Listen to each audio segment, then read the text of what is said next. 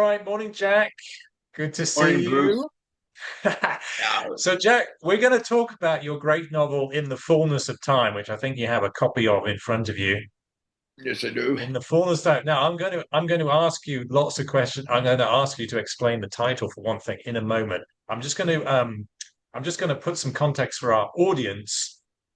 You and I have known each other for a long time as professors, and as professors of political science and security and defense and whatnot. But now, recently, the last few years, we've become novelists too. So we have bonded on that, and I am excited to talk about your novel. It's been long overdue. So listen, in the fullness of time, let's start with the title. This is I'll just say this is an amazing book because it covers about 100 years of time in a short space because you've got this narrative of ancestors immigrating into America, leaving behind Central Europe, but then the Second World War in Central Europe sort of brings these two groups, more than two groups together. There's themes of obviously war and violence and trauma and identity, and there's so much going on in this book. We've got a lot to talk about. Tell me first where you got the title from. Well, it's from Scripture. It's both it appears in both Testaments, um, and they have different interpretations. Uh, and my father was Jewish. My mother was Catholic, and my brother and I were raised as Catholics. I guess it was part of the bargain. And it I had never heard it until about, yeah, geez, till I start actually really getting into the book, and it just struck me. There is a continuum in life and in history, and the question is always been for everyone: where does it all lead? Well, it leads to the fullness of time. And it's funny, I didn't really get seriously into writing this book till I lost my son. And I realized how alike my father and my son were. Both very sensitive people, both very tough people, both were smarter than I. And the title kind of symbolized for me some way, some vague, remote way of connecting dots. And it was an easy pick when I finally arrived at it. Usually, my stuff I write, and I don't write novels, but it's the last thing I put on a book.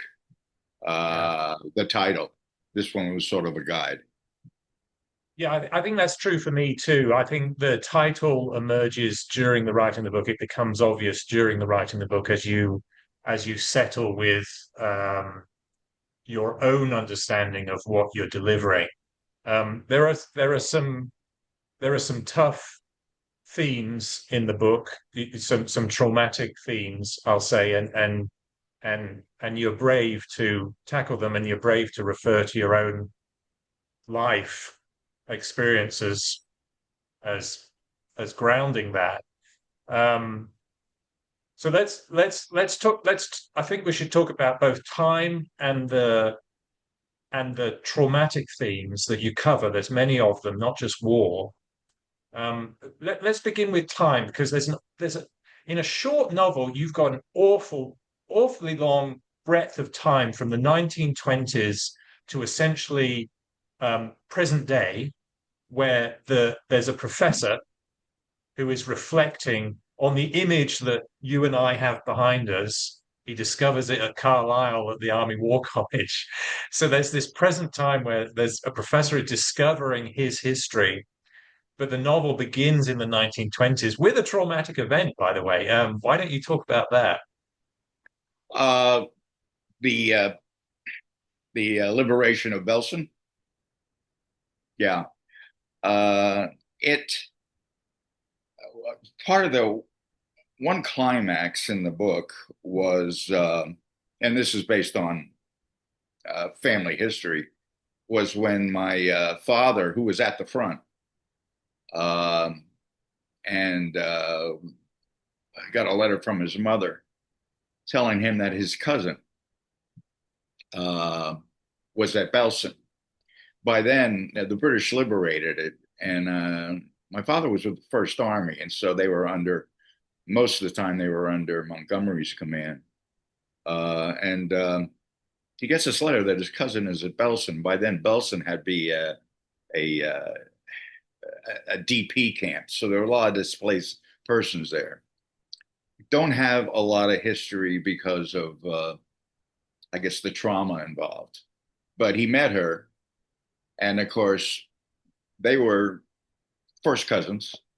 They'd lived near each other in Warsaw. He left Poland when it was 1920, and now he returns. And there's a vis-a-vis of two people whose lives are entangled through blood, through history. But in one way, they were both victims, but one, but they're on opposite sides of the fence. One's a an internee, and the other one is a conqueror. And the thing that made him a conqueror was the fact, basically, that he was an American. He fought with the Allies. It made all the difference in his life. And she did eventually move to Los Angeles. And I asked my aunt if I could drop by and see her, and she said, "No, just stay away. It would bring up too many harsh memories, and it would drive her and myself," she claimed, crazy. So I never got to I never got to relive that encounter. Your novel ties together these different ancestries and different life trajectories across different points of time. So you begin with Belsa, and then chronologically, the chapter that is set furthest back in time is actually the second chapter. So that's Warsaw, 1921, which has a traumatic event in it. So why don't you tell us about that one? Uh, well, the Warsaw Uprising was a Well, hang on. Wait, 21. So oh your second 21. chapter is 21. We got the Warsaw Rising too, which is Okay, right. 44, and you cover that Oh, brilliantly too. And I want to talk about that, but yeah, chapter two, 1921, right. I'm sorry. I got lost. the railway station. Right. That's another event that of a story that was brought back from Poland.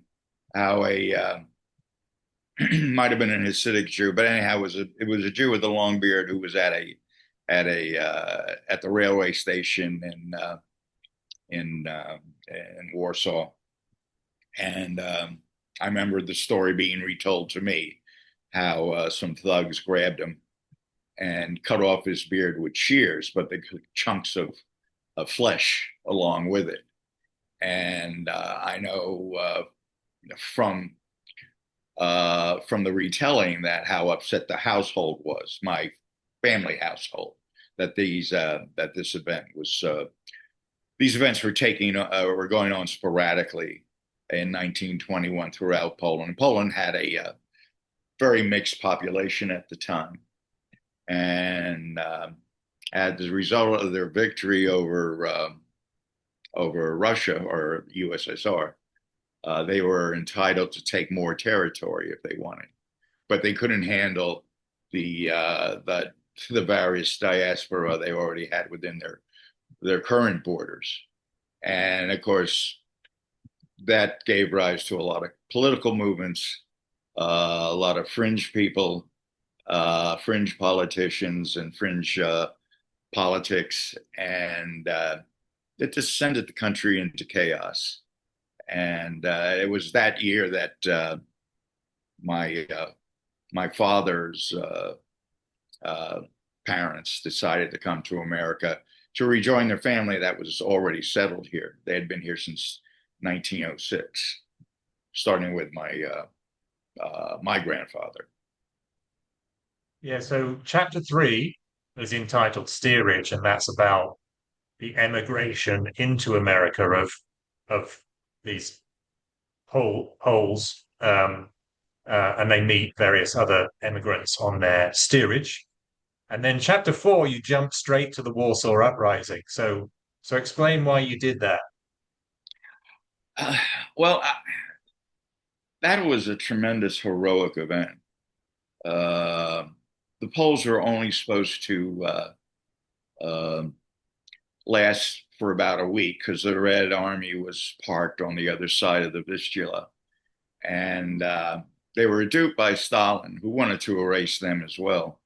Not just Hitler wanted to erase them, but they were duped by Stalin and say, put them on their back heels, and then we'll join the fight in about a week or 10 days once they're on the defense. But of course, as we all know, the Russians never took a step, and the Poles were left without ammunition, without food, without any kind of support.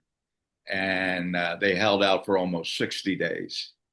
In fact, it was so heroic that even the Germans, at their surrender, saluted them uh, as they crawled out of the gutters. And the Wehrmacht saluted them, but then the Nazis swept in and distributed them to various concentration camps, where most of them perished. Of course, obviously, that day is always remembered in Poland, the beginning of the uprising, August 1st, which is in this week. And at least the city of Warsaw comes to a stop. It's a very moving, moment. One of my goals is to be there on that day, to see what it's like, because it kind of describes Poland's, abandonment in the war. And of course, they were abandoned after the war as well. Well, I remember when I first reviewed your book, and particularly that chapter, I remember saying how impressed I was that you, through fiction, you took us inside the Warsaw Uprising, which is a more profound event to take us inside because it's so badly documented. Because the participants, mostly dead, Right. were not there were no propaganda units to film or photograph what was going on, apart from a few on the German side. And obviously, both the Soviets and the German sides at the time were unwilling to document everything that was going on. So you took us inside that. And in fact, I remember one of the characters dies. You have sort of a first person you have a first person perspective of this character, and then surprisingly that character dies, which is very unconventional in fiction. First person characters, the reader normally expects them to survive, keep the narrative going. So I remember that chapter was one of the most profound for me. There's a lot of interesting structural choices in this novel, including that the Warsaw chapter begins. There's most of the chapters, the subsequent chapters, are essentially chronological, although they jump from the west to the east and into Germany. So you go into 1945, and Belsen and the Hürtgen Forest and all that. So, but before we get to those things, just explain your structural choices here, which are very interesting. Well, let's talk about the death of Beryl, who's a Polish Jew who was able to escape the Jewish uprising, which occurred months earlier, and made it over to the Aryan side, they used to refer to, and took up fighting with the Poles. And his death, it's sort of a personal story too. I was able to draw it out because I was one of the last persons to see my father alive. He was in the hospital and he was recovering from a heart attack. And then I went home that night, and about 6 in the morning, I got this tremendous pain in my heart. And I was sure I was going to die. I had the sensation of dying. And I remember thinking, how ironic, I'm going to die. And it's my father who's the heart attack, who was the one with the who's being hospitalized for heart disease. And I felt, life slipping out of my body, and the blood, being pumped out. And it was at that time, excuse me, my father was actually dying. I was feeling this simultaneously. A few minutes later, when I came to, I fell into a very, very deep sleep, deepest sleep I've ever known in my life. Uh, and then I woke up as if I was expecting a phone call, and the phone call came. And it was the hospital letting me know, the family doctor letting me know that my father had died. And it all had been in a span of about 20 minutes. So I was able to connect with my character's death because of that experience. I was able to flesh out some of the details, because there are still accounts of the ghetto uprising and the Warsaw uprising as well, that I was able to draw from to paint the background and to color in some of the holes. But yeah, oddly, I don't think about it much, but that was a sort of a personal experience. Yeah, well, you're very brave to go back to a personal experience like that, and your writing is very brave, much braver than mine. Cool. Um, so, so, Let me so, say, you are a better writer than I, because when we collaborate, I always defer to your words. well, well, thank you. We'll get into that another time, I think. Um, uh, so structurally, you go from the Warsaw Uprising. You continue through the winter of 44, 45. So the uprising is essentially in the fall or autumn of 44. And you jump to Hürtgen Forest. So explain, so Hürtgen Forest and this medical event, this truce for medical treatment by both sides in the Hürtgen Forest is the core of the novel, because it then grounds this later on in time, this professor's discovery of this mystery of what happened through the picture that is behind me and behind you. So Hürtgen Forest, why did you go to Hürtgen Forest? Explain the motivation for that. Well, that's where my father served, and they were uh, uh, they were sort of at the spearhead uh, of the attack on Germany. In fact, I didn't learn this till somebody told me. My father was in the 78th Infantry Division, and there's an interstate highway that runs from New Jersey all the way down to South and North Carolina called Route 78. It was named after my father's division. And I remember, obviously, veterans don't talk much about the war. But as a kid, I get snippets. And he didn't talk much about Hürtgen Forest. Uh, I had to find out war stories by doing research, but uh, my father was never a flag waver. He didn't see the point of it. He kept didn't put his religion or his patriotism on his sleeve. But I remember one day when I was a kid, one of the movies that came out was The Battle of the Bulge.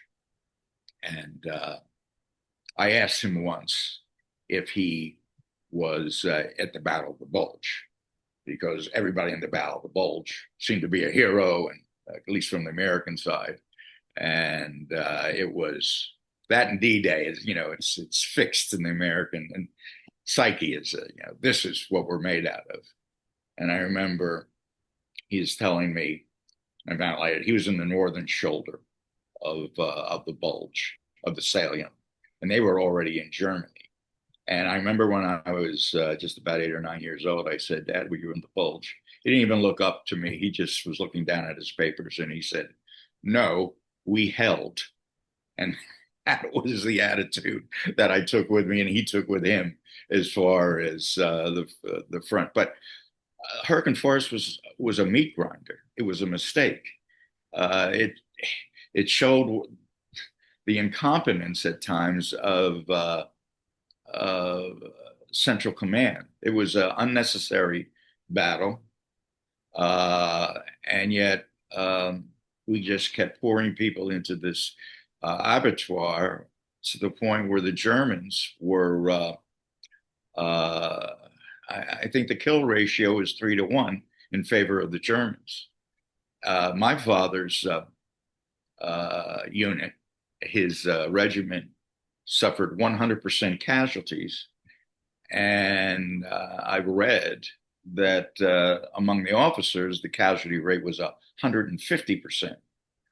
Now, I remember from my own military training, it was if your unit suffers about 20% casualties, you're taken off the line because you've been basically, been made, you've been neutralized and you have to be refreshed. They didn't take anybody off the line. They just fed more and more fodder.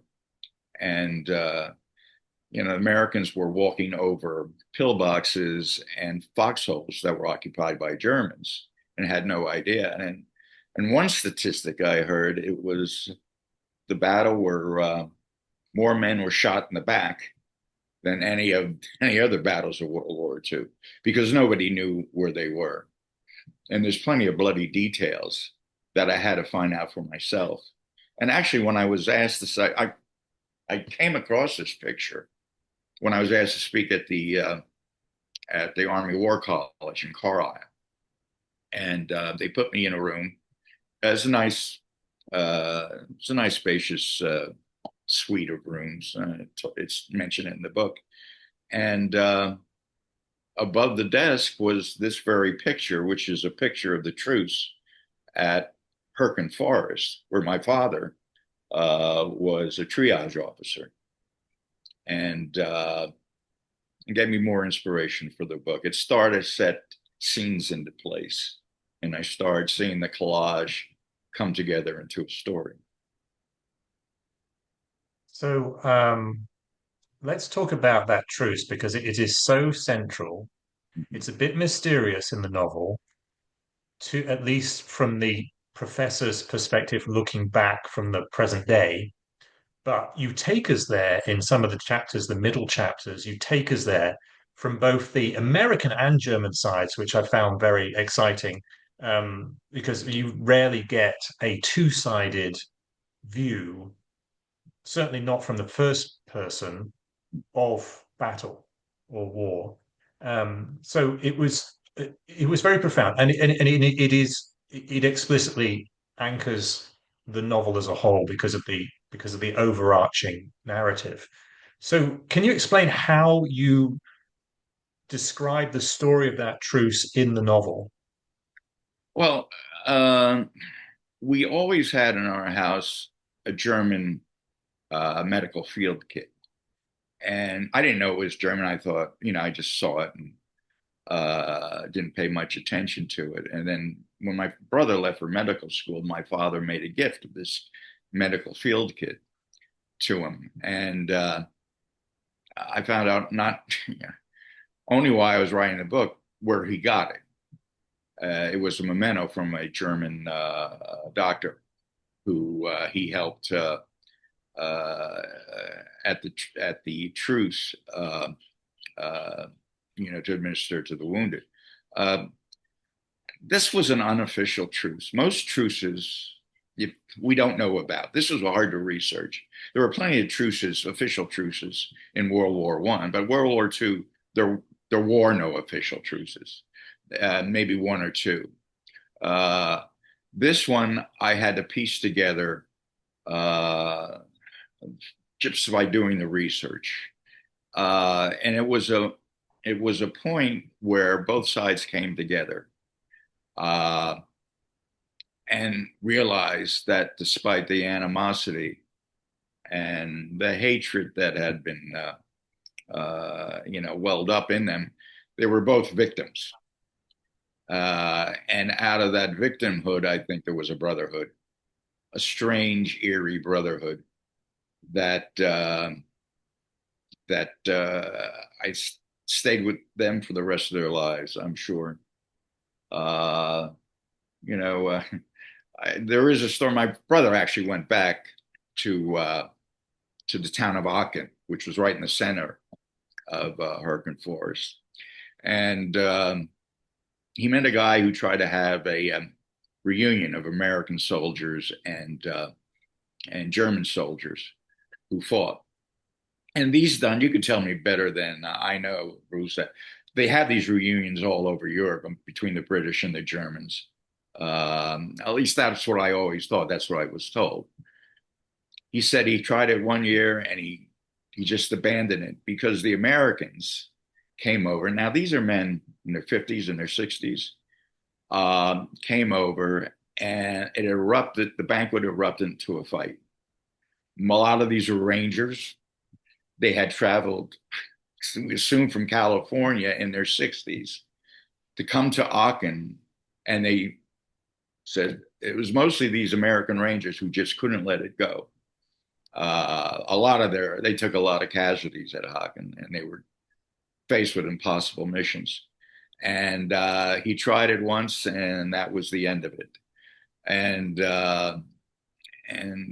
that struck me. And I don't know if that's an American thing or that's a war thing or or just a cultural thing. But that war, I mean, it was ghastly. Uh, and the snippets and the accounts they talk about where the Germans put piano wire in between the trees to cut off the heads of Americans driving in tanks, not in tanks, in jeeps, and what the Americans did to the Germans. Again, it was an insanity that I don't know how you overcome. And all the stories are not, you know, that I wrote about, and there's plenty of them, too many to go through, but they're all based on real accounts. And I have to admit they're gruesome. I mean, I don't, I don't recommend this. I never recommended this book to any of the women members of my family, and I'm sure they wouldn't get very far in it. But you know, there's certain things you just can't gloss over. Then it's not truthful. Yeah. Well, your research is tremendous, and you just go back to what was implicit in what you're just saying. Your account is very balanced because it does acknowledge atrocities on both sides, and there's an under documented history of Western atrocities, Western Allied forces as they entered Germany, Yeah. and you capture some of that in the narrative. So it's very balanced. And it's realistic. It's authentic. You like I say, your research is tremendous. So I commend you the what you achieve emotionally and historically in the center, very center of the book is what very many fiction writers attempt to do but don't achieve it, which is to anchor the novel in an event. And you do that with you set out to do that. It anchors the trajectory of these emigrants and their descendants to the Second World War, and it anchors the professor at Carlisle looking back towards the Second World War. So you achieve that. It's a very common attempt in fiction writing, but very few people achieve it. So well done to you, sir. Well, I didn't want to moralize in the book because I'm in no position to moralize. I think the point was we're all frail one way or another, no matter how we act or how we think uh, our self-image. We all have this frailty, and and we won't know, according to Scripture, uh, what it all means until the fullness of time, and which in itself, of course, is a very vague statement. So uh, the point at the end was, I guess, uh, opaqueness is something that is part of life, and we hope to find our own moral compass within ourselves to get us through. Yeah. Yeah. Well said, sir. Well, it's a brave and well researched and fascinating book. I enjoyed it a lot. In fact, I've read it more than once, and I very rarely say that. Thank you. So well done, sir. Well, thank you, Bruce, and thanks for being the sounding board for this. And you know, at the very least, I'll leave something behind for my family, for my friends, and anybody who wants to to read a novel that's also a history. It's a historical novel. I mean, it's a simple category, but it's short. But I didn't see the need to blow it out more than the mere, 100 and some odd pages that's in it. I want it to be concise, and Yeah. I Well, don't even. it's short. It's short, but there's so much going on. You're jumping between times and space across the world, across a century of time. It's amazing